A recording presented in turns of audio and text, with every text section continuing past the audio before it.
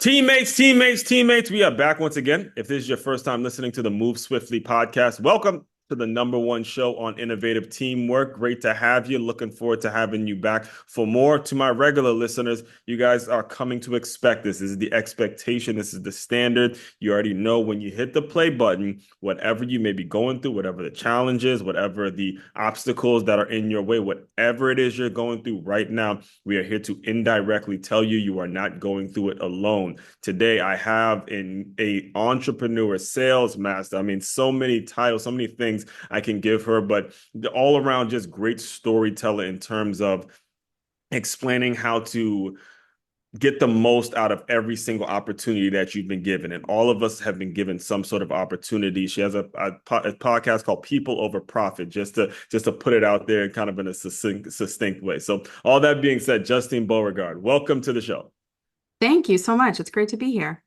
Thank you. I'd love to kind of the best place to kind of start this because I was waiting before we started recording to actually mention this because there was something about your upbringing that really hit home with me that you said. You said your parents gave you the option of paying to go out of town somewhere or paying you or going out of town somewhere. And you ended up going out of town somewhere, found some handmade bracelets or something like that. And then you started selling those. And, I was like, I was listening to, I'm like, man, see, this is my kind of person, a person who figures out ways to create opportunities wherever they go. And, you were, blessed enough like myself who had a father, was it your mother or your father?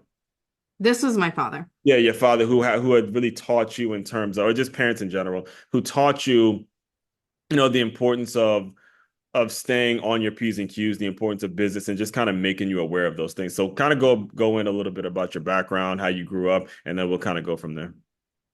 Yeah, so I had a really interesting upbringing because my mom's mom, so my maternal grandmother, That was, was an that entrepreneur. was yeah. And she had real estate ventures, and she was one of the founding women in electronics and worked in these male-dominated fields. And my grandfather was retired and stayed home, and she had five kids and multiple businesses going. And I grew up watching her and thinking, why do I want to live a life where someone tells me what to do with my time and how they get to leverage my skills for their mission and their benefit? Like, why can't it be to elevate my life experience and to progress my mission? And I think a lot of people who get into entrepreneurship really start off with that purpose-led thinking. Like, what am I here for? What am I doing? What am I creating? What's bigger than the business that I'm working towards, right? And so it took me a while to figure out what that why was, that purpose, that sort of end point. And so Mhm. I did work in corporate for a while, trying to figure out who I was and what I wanted to do. And the story that you had mentioned was actually, I was graduating high school. My love language is quality time. Mhm. And my dad said to me, I will give you $1,000 towards your college tuition, which was all he was going to give me towards any further education, or I will take you on a trip somewhere. And I was like, well, I definitely want quality time, especially now that I'm getting into the phase of my life where time with parents and family is going to be more limited because I'm at school and working and doing all the things. So we went on that trip, and I had created a bunch of jewelry. I actually brought it with me on the plane. So I had a bunch of earrings that I had made. And I was like, everyone here is a tourist who loves to buy stuff, and they all have disposable income because they're staying at a resort. So why don't I turn his $1,000 that he would have given me and like just start making it myself? So I'll bring these with me and I'll sell them on the beach and like walk around and talk to people. And actually, the hotel staff was the first people who bought these earrings from me. The woman that checked us in paid $35, bought a pair of earrings. Our server one night at the restaurant was like, I love the earrings you're wearing. I'm like, I actually sell these. I have a couple in my bag. Do you like any? You want to buy them? And then she bought them too. And everywhere I went, I would always sell stuff. And it was one of those things that it just sort of came natural to me because I thought, I have a skill set, you have a need, these things go together. It's a no-brainer. Like, all I need to do is just show up and talk about it, and be the representation of the brand. So I wore the earrings so people would comment on them. And if no one commented on them, I would create the desire by commenting on something about their appearance to qualify them into my offer. So I'd be like, oh, I love your top. Do you ever wear earrings that kind of match your top? And then we would get into a conversation and it would just come naturally to me. So when you look back on that though, because you finished high school and then you had that kind of that rare opportunity to sell and to mention the story that you just mentioned. But I'm thinking now about how salespeople are kind of looked at in a negative way, where when people say, "Oh, you're too salesy, you don't want to work in the sale," like how that kind of that concept is pushed on a lot of high school kids, and they leave thinking that I don't want to sell anything or anything like that. What would you say your high school experience was like? And as you look back on it now, what do you think can be done to teach younger kids that selling is not a bad thing? That selling is actually all about believing in yourself. It's all about actually, it's more the world, this country, entire society was built on salespeople, great salespeople that have confidence in what they're doing, love what they're doing, and they want to tell every single person about that. So what about that concept? I love that question. So here's what I would say is no matter what, you're selling yourself. No You're matter. selling something, Yeah. right? So if you're a kid who's about to graduate from high school and you're thinking, I want to go into a career field or I want to go to college, you have to sell yourself on your college application, or you have to sell yourself in that career field for a job, or you're going to sell something that you make or create, like a service or a product. So no matter what, sales skills are people skills. You need to learn how to communicate effectively, how to listen to people with empathy, how to carry conversations that lead to an outcome that's based in a belief that you have, right? Like every person that I talk to about sales, the number one rule of selling in my book is you can never be outsold.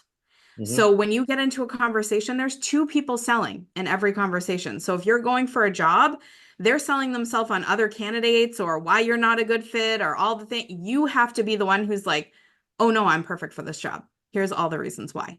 So no matter what, these are skills that you need to learn. And I think the pushiness factor speaks to exactly what you said about belief, that if you don't believe in yourself, or if you don't believe in your offer, or if you don't believe in the service or the product that you're providing, you're going to have a really hard time selling and you're going to feel pushy because you're not going to get curious about what that person needs.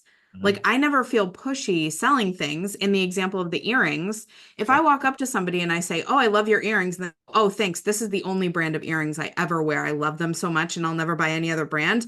Yeah. I'm not going to be like, so by the way, do you want to sell my earrings? That would be pushy. Right, right. I'm noticing what they're saying and I'm like, oh, they're not a good fit. And then I move on Exactly. versus the person who goes, I love your earrings. Where'd you get them? And I say, I actually sell them.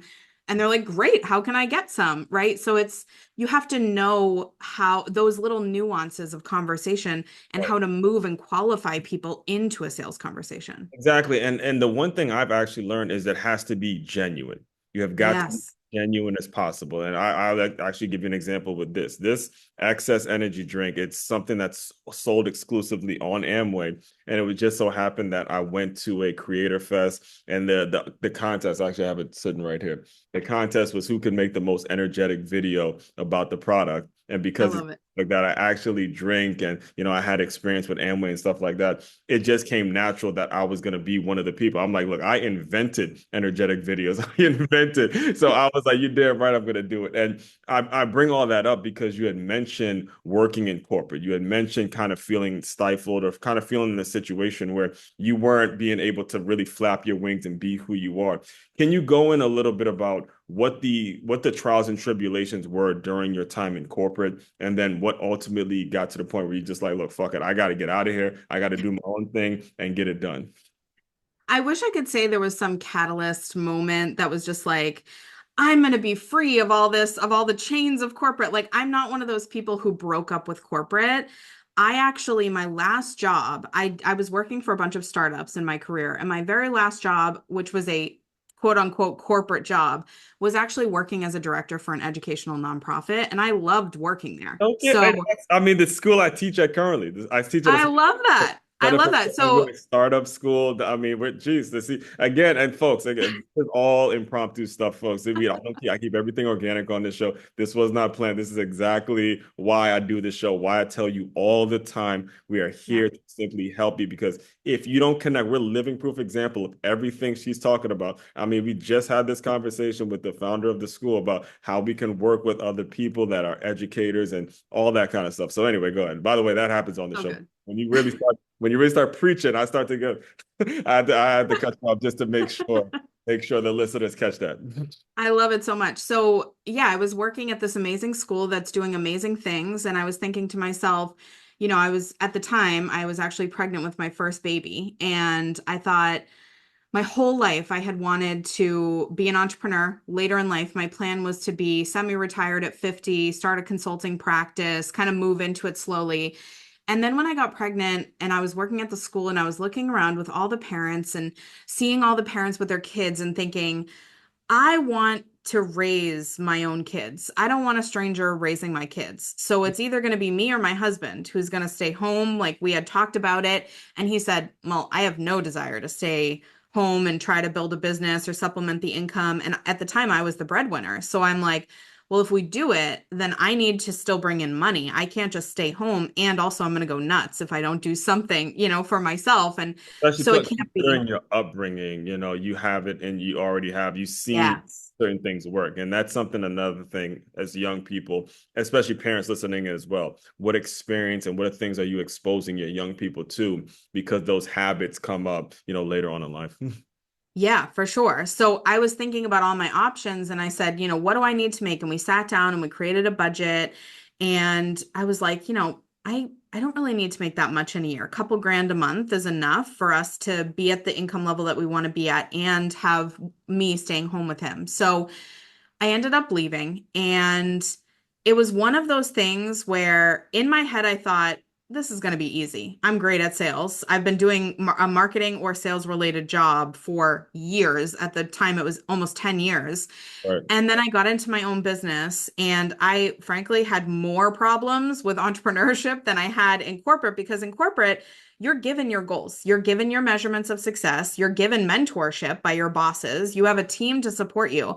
In my business, I had none of that. And I was learning how to sell me, which before it's very easy to sell other people's stuff, but selling myself, selling like my products and offers, it Uh-huh. created this very weird confidence issue in me that was like, well, it's my stuff. So now I'm extra protective of it and I'm extra vulnerable about it and all of these things. So I had to kind of relearn my skills with that different lens over it of, oh, I'm putting myself out there, which is why I'm saying to the younger generation who might be stuck on how to sell, getting over that sort of vulnerability, that deep inner questioning of like, is this what I really want? I really had to attach to my purpose to Mm. make the thing I was selling more than about me or the bottom line of it. It had to be about, I know a better way to help people market and sell their offers. I know a better way that can help them avoid all these pain points and problems that I had to deal with for years as a corporate marketer and salesperson. Like there's just something that's beyond me, my ego, my thoughts, all the things about me, and really takes it to that next level. And I often give this example to people, even though it feels extreme, because it helps people anchor into this concept. Imagine you have the cure for cancer and you're walking around and like a video game, there's a little pop-up above people's heads that says, I have cancer.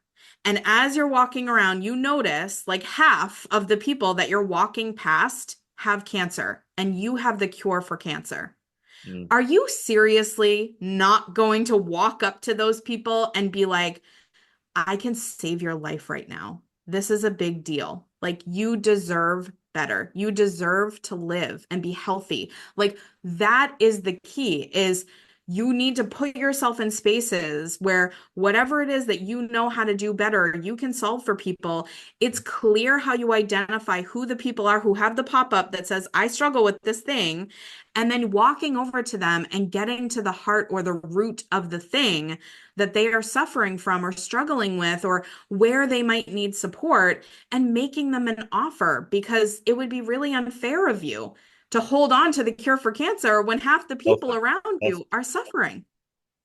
Yes, yes, it would. Well, it'd be selfish for you to do that. So that you have to understand that as well. And there's 2 points I want to make when it comes to a lot of what you just said. First of all, when it comes to the corporate execs that may be listening, it is so important that you establish something where your employees are getting the sales training, where they're developing the courage to go out and sell on their own. God forbid something happens to you. One of the videos I actually did today was talk I use a lot of football examples, but I was talking about how Alabama football, they lose their coach, but still they're right there. They just won a big game against Georgia. They're number one Yeah. now. And the former Nick Saban coach is on the other side, and he retires, yet he's still kind of the guy, even though he retires. And you as a corporate exec, you have to be building that level of infrastructure in case something happens. And for you to, and the reason I'm bringing that up is because you had mentioned you had to kind of relearn how to sell after your 10 years in the corporate world. And that brings me to the next point is when it comes to finding that audience, like in your world, when it comes to finding all of those people that have cancer, how do you match? And I know you were kind of using a metaphor there, but how do you match what you can do for people to where the audience of people is you're going to find? Because that's what I've found as the challenge. Because nowadays, everyone on the internet's calling themselves an entrepreneur. You're calling yourself this. You could put a website. You don't have, I mean, there's so much bullshit out there in terms of what people are saying they can do that it becomes so crowded. And you really want to know who is my ideal audience? Are they and where are they? And I just want to serve them all day. So how do you recommend people go about doing that? I love this question. I first want to do a short callback to what you said before about managers of teams, Yes. which is when you are teaching your team how to sell, whether it's you or a contractor or whatever, somebody is teaching your team how to sell. Don't just focus on your salespeople learning how to sell. The entire organization needs to learn how to sell what your organization is selling. You can't see it, but there's some goosebumps actually popping, like actual goosebumps. I love it. Yes, I absolutely come on now. Take them to church. Take them to church, it's Justine. so true, because here's the thing. We want to retain our top talent, right? We spend all this time training. The average time to onboard and train somebody fully is about 6 months. Yeah. So to spend and invest all of those resources, time, energy, money into these employees just to have them leave because they're not enrolled in the mission and they don't know how to sell the purpose of the company and they're not like part of the core team. If you want to have a strong team, you want to have great morale. You want to have people rallying towards like all the goals and objectives you have for the company.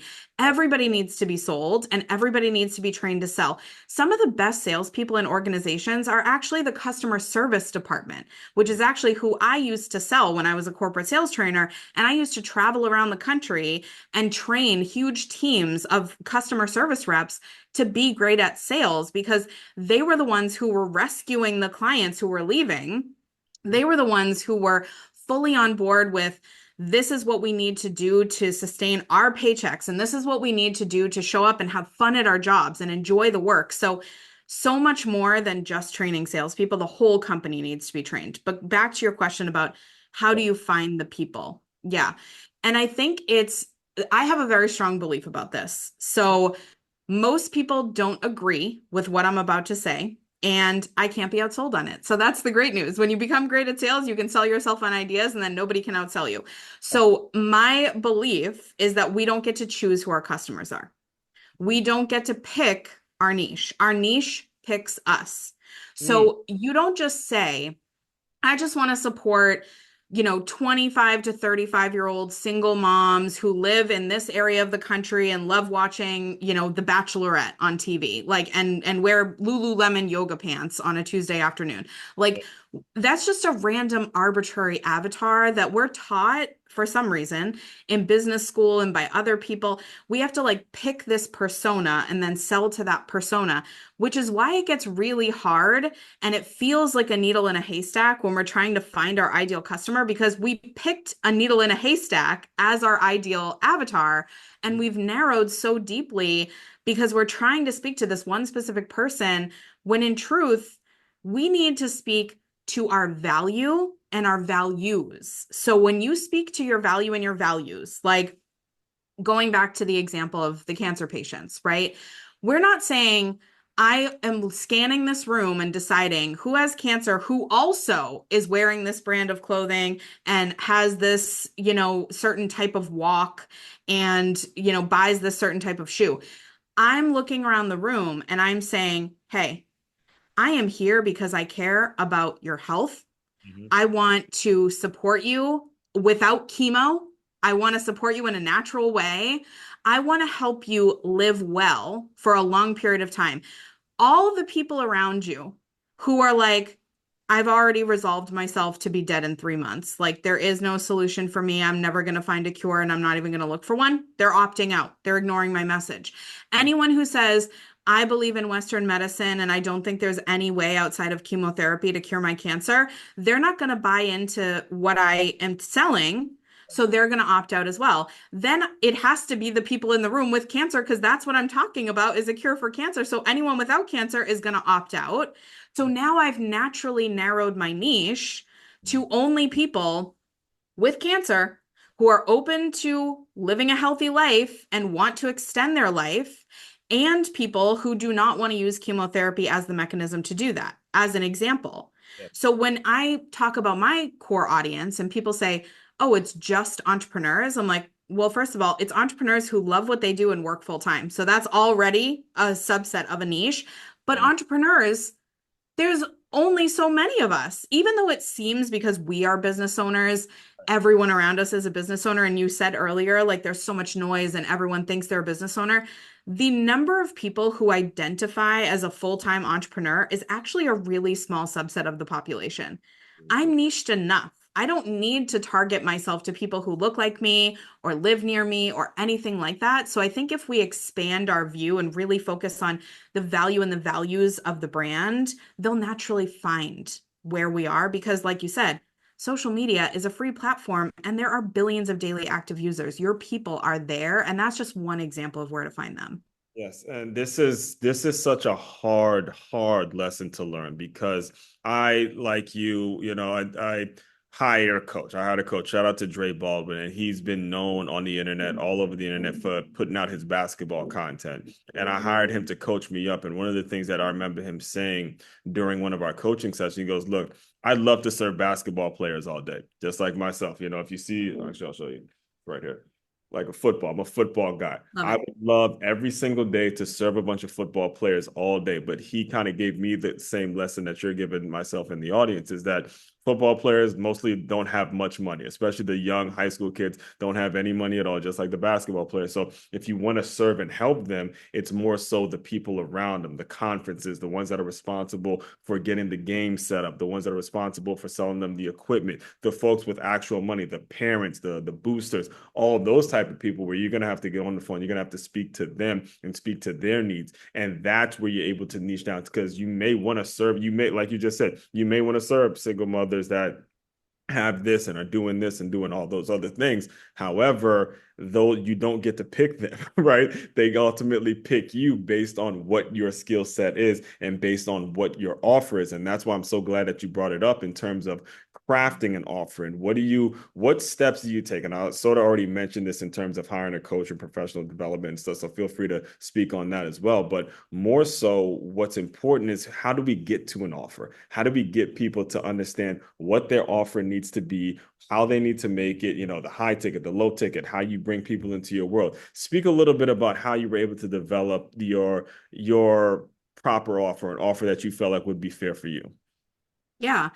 So I think what's really important is that I have a concept called the objectionless offer. And I love talking about offers with this idea that you don't want anybody to object to it by default. Like when you get into a sales conversation, you want people to know what it is, what it costs, that they need it. So the only questions are really like, let's figure out the logistics of how this is going to work. But ultimately, I never get pushback on fulfillment timeframes or offer pricing or anything like that because I talk a lot about it in my pre-sales content, which is all the marketing stuff that you put out into the world. So when someone goes to my website, they know what to expect. They know what the price points are roughly. They have an idea of what I'm putting out there. But when you're thinking about your offer, there's kind of two tracks. There's the really easy explanation, and then there's the kind of nuanced one. So I'll start with the easy one. The best offer you can make is the one that you needed like 6 months ago or like earlier on in your life. So this is thinking about the people who come up with products where they go, I wish that there was a way, a lot of infomercial products, right? Like, I wish that there was a way to stop fries going down, my seat when I was eating McDonald's in the car. And Yep. then they come up with the drop stop and it's on Shark Tank and all the things. Like, that's a product created from a need. Like, I needed this. It didn't exist, so I created it. That's Yep. a great way to create an offer, right? And then the second way, which is a little more involved and nuanced, and I have like mini courses on this and all sorts of things, but the whole point of it is really, I think where people get most hung up about offers is what to include in the offer and how to price it. And so an offer, just to explain and all be on the same page about it, it's Yep. really just packaging of the product and solution or like the product or the service that you're providing. So it's all the details of what that packaging is. So when you think about an offer, you want to think about what do people need more than anything. So when I think about my offer, people need skills in sales. They need to understand the strategy behind sales, and they need to understand how to instantly apply the skills and the strategy to the thing that they're selling. The fastest, best way I know how to do that is by having them work with me, which is why I have a one-on-one offer because I can help them sell their offer better than they can. I could sell anyone's offer better than they can in about 5 minutes after meeting them. So I can transfer that skill to them. I can help them overcome objections. I can help them understand what stands out about their offer. I can help them trim down their offer to only what's needed. I can help them price their offer and feel confident about it, change it if need be in seconds, like minutes, seconds to minutes. So to me, it was like, okay, I could try to put something in a course because that's popular, but the quickest, easiest way I know how to do that is one-to-one. So that's going to be my offer. Yep. So thinking about what's quick, what's easy, what's the most effective, you're asking questions with the customer in mind. And then when you're pricing it, you're really thinking about, as I price this offer, there's really only a couple of things, a couple boxes you need to tick. And it's not about the price point at all. It's really about the belief and the ability for you to not be outsold. So number one, you need to set a price that feels like a steal to the buyer. So who's going to go, oh, that's it, when they hear your price point? Like, or that's doable for what you're describing, or that feels like a really great value, right? If you walked into Whole Foods today and they were selling oranges for $17 a pound, you would be like, that's unreasonable. I'm not going to buy oranges. But they push the boundaries because they're like, we don't just have oranges here. We have the freshest, best sourced oranges. Every single one is custom stacked by a sales associate and checked every 2 hours to make sure that there's no bruising. They all look amazing. They're displayed. So they can charge higher for their oranges, but they're still priced at like $2 or $3 a pound. You're not spending this crazy amount of money. So know kind of what the market is, but then also you have to feel like for what you're giving, it feels like a steal to them. Second is that it needs to feel like a steal to you. So when you look at it, you need to be like, what the heck? People should be paying 10 times more for this. It's so good because you know the offer. They haven't seen it yet. So on the surface, they have what they feel is a steal. Then you have what you feel is a steal.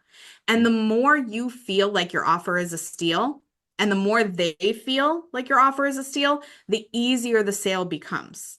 Mhm. So my goal is always to have sales conversations with people, whether they're just practice, like I do a lot of demos with people, or getting on actual sales calls or coffee chats with people that turn into a sales call and pitching your offer and noticing what the response is. Mhm. What is the body language when you say the offer? How do you feel when you say the offer? How do they receive it? Are they like, whoa, that's amazing? Or are they like, oh, okay, I need to think about that? Mhm. Because as soon as you start having sales conversations, all those things become really obvious. Like for me, I tell people one of my favorite parts of a sales conversation is when we get to the end. This happens to me a lot because I'm great at sales, but we'll get to the end of a conversation and I'll go, so do you have any more questions before we move forward? And they'll go, no, I don't think so. And I'll go, well, would you like to know what the investment is? Like what it's going to cost? And they'll go, oh, I mean, you could tell me, but I'm sold. Like I don't need like whatever it is, I'm sure I could figure it out. Yeah. And it always gets to that point in the conversation where I'm like, of course they can afford this. And they're thinking, of course I'm going to make it work. That's where you want to get to with your offer. So I think those couple of tips will hopefully get people thinking about how can I create an offer that really is needed? And how can I put, this is another tip, Yeah. the least amount of stuff. This was a really hard lesson for me to learn because I had group programs for years and I put way too much stuff in them. And people would look at that and go, wow, that's so much stuff. And once they were in, they would go, wow, that's so much stuff I'm not using or taking advantage of. And my churn was a lot higher. So learning to pare down to like what is going to get, again, the quickest results, Mhm. the easiest thing to implement, the most fun for people. Like, really think, how am I going to get them to their ideal outcome as fast and as simple as possible? Least amount of sacrifice, least amount of effort. These are the things that we need to be thinking about so that we create the best experiences for people and so that the price becomes even more of a steal. Yes, and that point too is about seeing your customers, your potential customers' reaction. That's a very important point as well. I remember I actually used to do sales at LA Fitness, and we had a training, and when people walk in, we're supposed to run them through a certain process. And I remember the manager was telling me, "Look, you always want to say this. We're going to take you on a tour, and then we're going to get you signed up today." And then he stopped. He goes, "Why do I say today? Because I want to see their what? I want to see their Yeah. reaction." I want to see how they react. Is this tour going to be a waste of time? Is this tour going to be something I can like? How exactly I'm going to structure the tour? And then you take them on the tour, and then you ultimately close them based on that initial. But you have to say when we sign you up today to see their reaction. And I bring all this up, Justine, because you had mentioned being one-on-one. Is that your best, like your kind of the best thing when it comes to how you know how to help people? How do you see this thing growing? Because one of the most difficult parts about being an entrepreneur is, God forbid something happens and you can't run the business. Are you setting up a situation where maybe your son could take it over, or if you have any more, how do you see the next phase of this business playing out? Yeah. Well, first, I'm very curious to ask you, and we will come back to your question in a second. Okay. How did you respond or react if you said, we're going to get you signed up today, and their face was like a clear no? Yeah, make the tour real quick. We're gonna do the tour real quick. You just run up there. Yeah, those are the treadmills. That's the weight room. All right, man, let's go back. These are the prices. See you. And then you get on with the people that are actually serious. Then there's a difference because there would be people that come in and they know specifically what workout they want. So my first sale ever was a lady who was she was wanted to do the spin bike. So we kind of skipped the weight room, skipped the cardio equipment, went right into the spin room, put her on the bike, and just kind of let her do her thing. And she was kind of immersed in this feeling of being in the spin bike. And I didn't really have to say much. I like check out the locker room, and then she signed up. Versus the person that said, nah, I ain't gonna do it today, dog. I'm just all right, let's keep it moving, brother. Now I had to learn that the hard way because I'm such a passionate person about fitness and sports and stuff like that. So the people who were like my mentors, and if you know LA Fitness, they have a lot of corporate stuff going on. He would Yeah. tell me all the time, look, I was one. You got to stop talking to the people that don't got it, man. I know you love your sports and you want to get into these sports debate and all that kind of stuff. Those people ain't got no real money, man. Go with the people that are actually going to be spending the money. So Mm. This is interesting because I feel like there's another lesson just in that where somebody walks into a gym looking to talk to you about a membership, they are interested and they are qualified, right? Most gyms post their prices online, and most gyms are within the same kind of area of pricing, right? You're going to have some extremes, like the gym that I'm a part of is $130 a month. There's other gyms that are $10 a month. Okay, fine. But they chose to walk into your gym.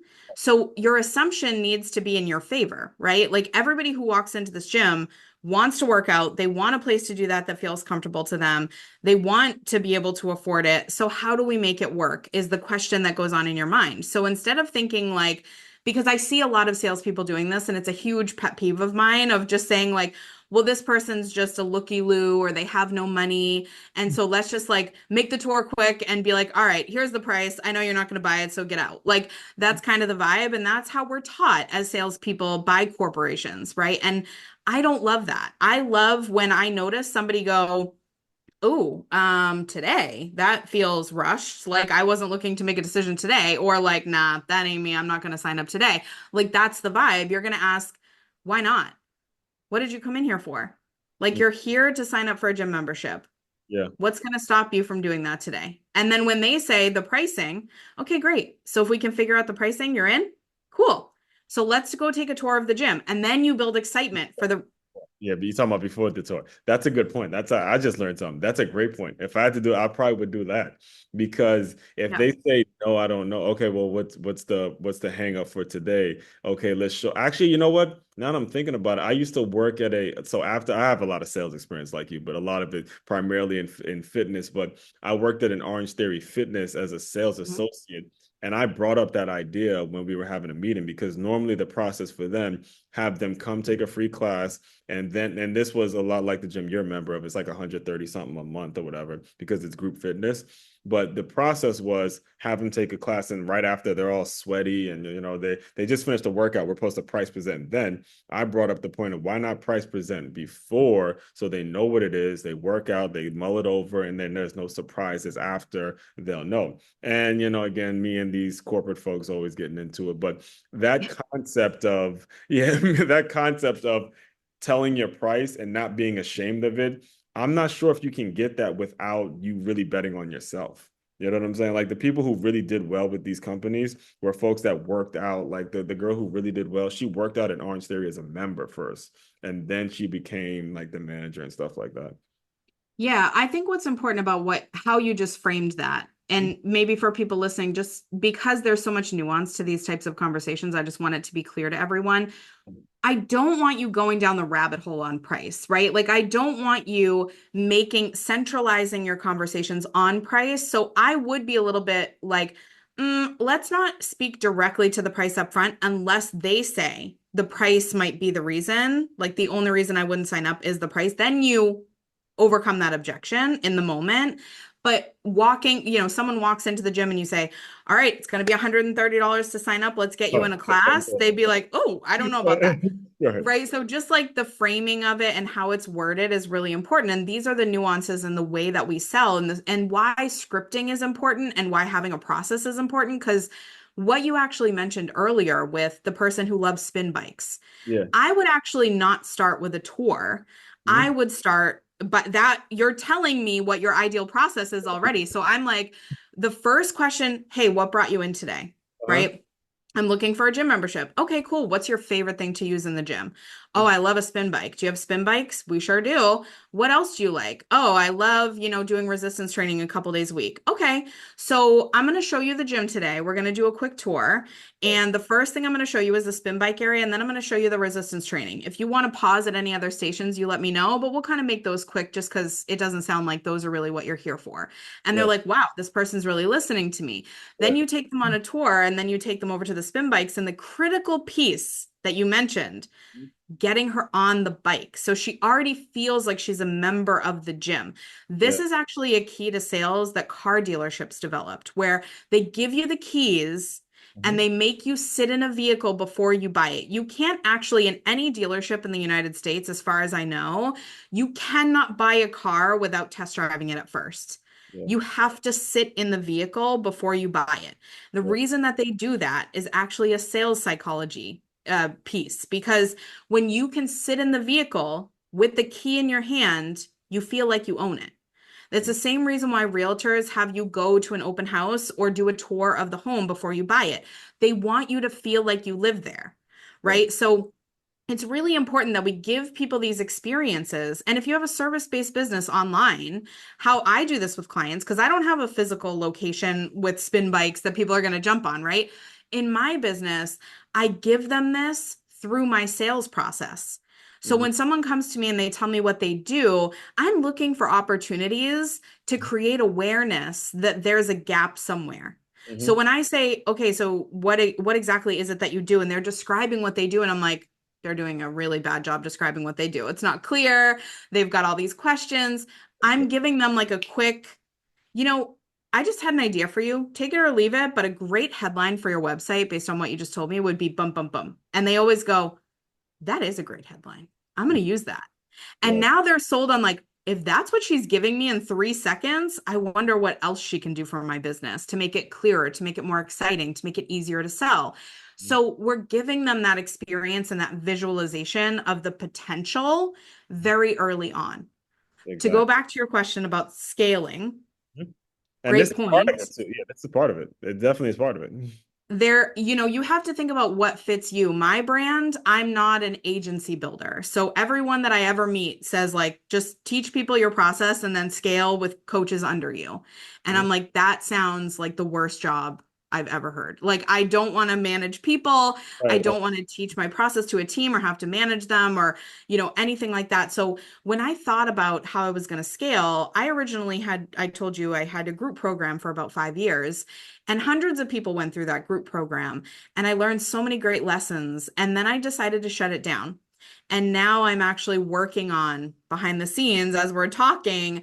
I'm working on another group program that incorporates all the best practices I learned from all of those, mistakes that I made in starting a group program with no knowledge and no experience doing that.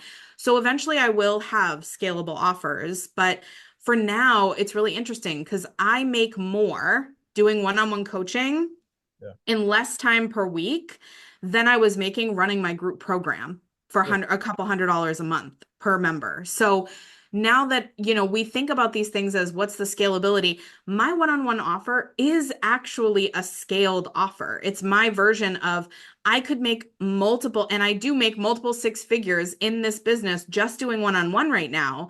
And I will be able to get to the millions when I have a scalable group offer, but we are capped at certain levels. And so what got you here won't get you there. But scalable doesn't always mean going from six figures to seven figures. Scalable can mean going from six figures to multiple six figures and then going from multiple to millions and et cetera, et cetera. So we need to think, what does scalability look like for us? And for me in my business, what was most important for me was my time and getting a lot of my time back and really investing in the things that I wanted to invest in emotionally, mentally, energetically, all of those things. So in taking that group offer away, what I did was free up a lot of mental space and free up a lot of emotional space to be like, now I have sort of a clean slate to be able to visualize and dream about what my best scalable offer would be without jumping into something quickly or sacrificing more of my time to do it, or having the high churn kind of turnover issues that I was having in my membership at first, really learning and taking those and applying them. So for me, that's what it looks like is another group program inevitably. But for other people, I always get fearful that we listen to people who know what they do and do it really well. And we think, oh, well, then I should skip the agency model and I should create a group program or do something similar. And that's not what I'm saying. I'm saying, listen to what your needs are and what your desires are, what's easy for you to facilitate. For some people listening, that is building out a team and training people or creating a certification model. For other people, it's building courses and having courses for sale on a website or going to Udemy and posting a bunch of courses for $20 and selling them. For other people, it is working as an expert and speaking on stages, and your scalable offer is literally just writing books and showing up and being paid to speak for $20,000 at a time. Not everybody's journey looks similar. And so we need to really think about, what are my best assets and characteristics as a person and what would I enjoy? And then creating offers based on what lights us up and what really is, it feels like it's not work to do it. And for me, that just happens to be a group, but for other people, it could look very different. Yeah, you actually beat me to it because one of the things I want to make sure we're mentioning too is when you're talking about the selling your, I guess I can call it IP, your own intellectual property, and you're Yep. making it based on the system that you created, the next phase is not always going to be a one-way road. It's going to be very winding. It's going to be something that you have to really spend some time in the market, spend some time with clients, spend some time with people figuring out what that offer is going to be so it can be mutually beneficial. You have to be, you cannot be selfish when it comes to this thing. This is what I've seen most of the time. I've been a part of 6 different gym franchises that all have gone under. They've all gone out of business. And the primary reason for all of them was because the individual owner felt like they were going to make decisions that were just beneficial to them. And eventually those decisions caught up with them to the point where they had nobody underneath them and they had nobody to blame but themselves for this. And again, I've put on this show, I wrote these books, I do all the work I do so you can avoid that. You can avoid that trap as an owner. So all that being said, can you just tell people a little bit about how they can get in touch with you, and what's the like, where do you normally send people if they want to work with you? Yes. And really quick, before I share that, I want to say too, you can get paid to learn. I got paid to learn, Oh, right? I no. got paid to have a group program.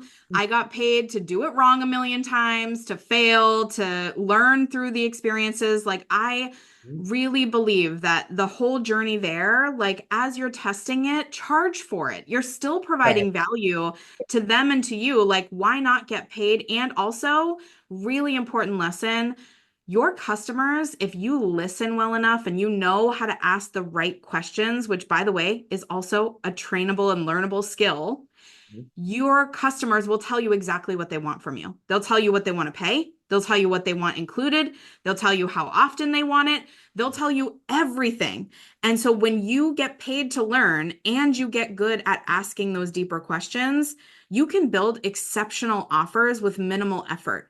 Because all you have to do is teach yourself to listen and then go and find the people or work. Usually it involves other people bouncing ideas off and things like that. But you can go and create the exact things that people want at the prices they're happy to pay you, even if you're not 100% confident yet in your offers. So just don't forget that that is also a reality for you. So where people can find me, I have the People Over Profit podcast. It's available on all the platforms.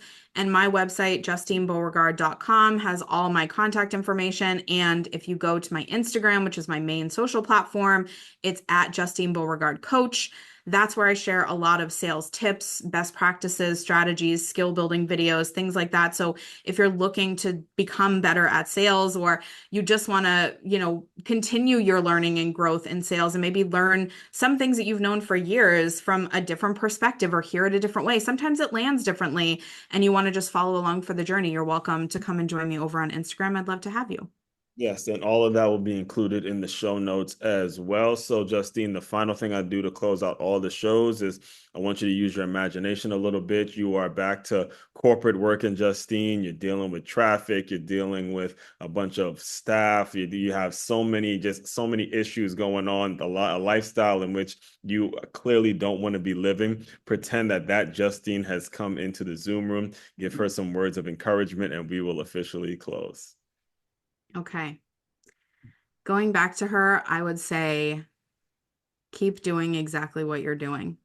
Take the lessons of the things that you're not doing well now and remember them and implement them, and take the examples of the things that other people around you are doing beautifully and follow them and learn deeper and master them so that you can become the best version of you. Some of the best advice that I ever got from one of actually my first corporate boss Mhm. was, you may feel a certain way about me as a leader, but I'm going to tell you that I want you to do something when I leave, because he was leaving the company. I want you to remember the 3 things that you did not like about my leadership and never repeat them. And then I want you to take the 3 things that you loved and do them your way. And I thought it was some of the best advice I'd ever gotten. And I do that with myself, with other people around me. And I always keep that advice in mind. So that's the advice I would give to myself.